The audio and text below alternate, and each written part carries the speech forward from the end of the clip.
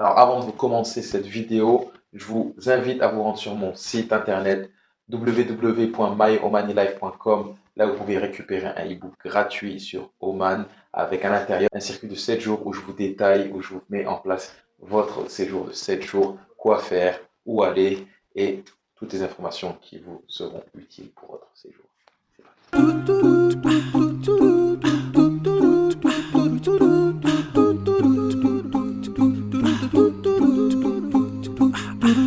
Salam alaikum, bonjour à tous, bienvenue sur la chaîne Maomani Life, la chaîne francophone qui te dit tout ce que tu as à savoir sur le sultanat d'Oman. Alors aujourd'hui, on revient avec une vidéo pour parler de Wadi Shab. Pourquoi on va parler de Wadi Shab? Eh bien, tout simplement parce que c'est le wadi le plus populaire à Oman. Quand on est dans Oman, il y a Wadi Shab qui va avec. Du coup, je vais essayer de vous donner un maximum d'informations utiles pour vous. Je ne vais pas vous spoiler l'endroit. Je vous laisserai découvrir l'endroit quand vous y serez. Mais là, maintenant, aujourd'hui, je vais vous donner un maximum d'informations pour préparer au mieux votre excursion à Wadi Shab.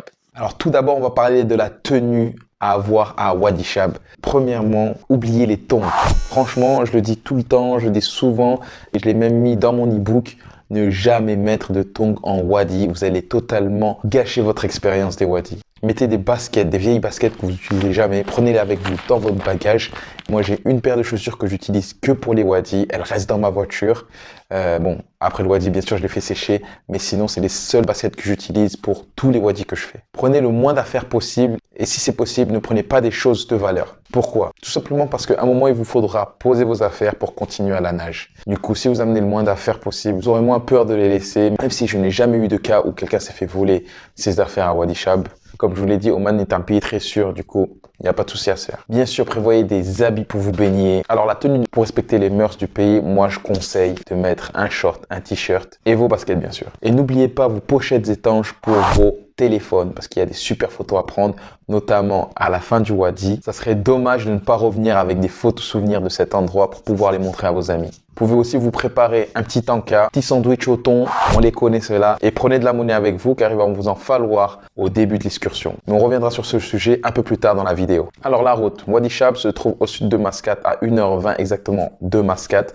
La route elle est très simple, il n'y a même pas besoin de 4x4. Tout est indiqué, quand vous allez voir Wadi Shab, vous prenez la sortie et surtout, au début, sur votre GPS ou Google Maps, tapez Wadi Shab Parking Lot. Pourquoi? Parce que si vous mettez que Wadi Shab, vous allez vous retrouver peut-être dans la montagne. J'ai déjà eu des personnes qui m'ont dit mais je trouve pas le Wadi, je vois pas où il est. Et bien en fait ils ont marqué que Wadi Shab. Et quand vous marquez que Wadi Shab, il vous met un point là-bas dans les montagnes, on sait pas où. Donc mettez bien Wadi Shab Parking Lot. Petit bonus, sur le retour ou même à l'aller, vous allez pouvoir voir un panneau avec inscrit dessus Tropique du Cancer. Et oui, le Tropique du Cancer passe sur la route pour Wadi Shab. C'est une petite photo à prendre et je trouve ça assez cool à faire. Qu'est-ce que vous en pensez? Maintenant, sans plus attendre, on va parler du wadi en lui-même. Comment se passe l'excursion à Wadi Shab? Alors, il faut savoir que c'est le plus populaire, comme je vous l'ai dit en début de vidéo. Du coup, attendez-vous à voir beaucoup de monde, notamment dans les week-ends ou pendant la période entre octobre et mars. C'est là où il fait le plus bon. Là, les gens vont en masse. Vous avez des touristes, des fois, vous avez des quarts de touristes qui y sont. Si vous préférez qu'il n'y ait pas trop de monde, je vous conseille de venir au wadi très tôt le matin, d'être arrivé au wadi à 7h30, 8h pour pouvoir profiter du wadi et avoir le wadi à vous tout seul. Alors pourquoi je vous ai dit qu'il va vous falloir de la monnaie pour Wadi Shab? Parce qu'en fait, il y a une barque à prendre pour aller d'une rive à l'autre. Il facture ça 1 rial l'aller-retour et vous donnez un petit ticket avec le nombre de personnes que vous êtes. Il faudra bien garder ce ticket parce que pour le retour, il faudra le présenter. Les enfants de moins de 12 ans ne payent pas. Il vous amène sur l'autre rive et sur l'autre rive va commencer la marche. Alors cette marche, cette petite randonnée, ça va durer entre 35 minutes et 1 heure. Cela va dépendre de votre rythme, l'allure à laquelle vous allez, des pauses, photos, Insta. Des pauses pour admirer le paysage. Le chemin est assez facile. À des moments, si vous avez des enfants, il faudra les prendre dans vos bras ou leur tenir la main. Voilà, c'est assez étroit. Normalement, il n'y a pas de souci. Moi, je l'ai fait avec plusieurs enfants. J'ai vu aussi des personnes le faire avec des bébés qu'ils portaient dans leur porte-bébé sur leur dos. Donc voilà, c'est accessible pour les enfants aussi. Mais comme je vous l'ai dit, à des moments, il faudra soit les porter, soit leur tenir la main. Alors, le chemin, il est assez facile. À un moment, vous allez voir des flèches qui vous indiquent exactement où aller. Vous suivez simplement les flèches pour arriver à la première piscine. Arrivé à la première piscine, vous allez voir, tout le monde est là, tout le monde se poste là, tout le monde pose ses affaires. Vous posez vos affaires, vous mettez en mode je vais nager et vous profitez de la première piscine. Si vous voulez aller jusqu'au bout de Wadi Shab, il va vous falloir traverser 3 piscines. Alors il faut savoir que des fois il y a pas pied, Donc, il faut savoir nager. Je vous vois les personnes qui savent nager que quand ils ont pied. Bon les gars, on arrive à la première piscine, là, il va falloir nager. Vous savez nager, c'est bon? Quel bail? Tu m'as pris pour un petit ou quoi? Y a pied? Quoi? S'il y a pied, moi je sais nager, y a pas de souci. S'il y a pas pied, oublie-moi. Sérieux là? Ah gars.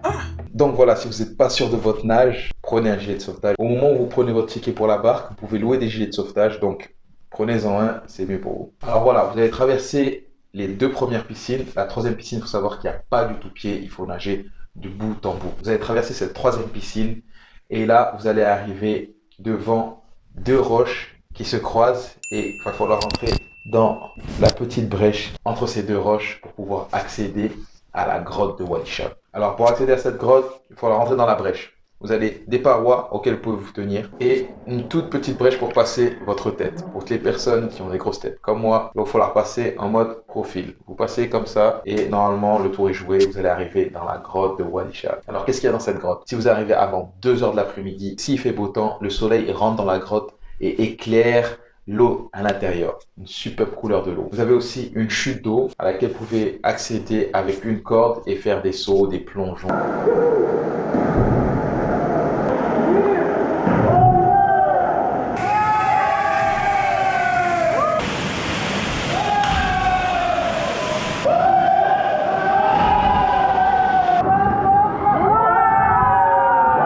Bon, bref, vous éclatez.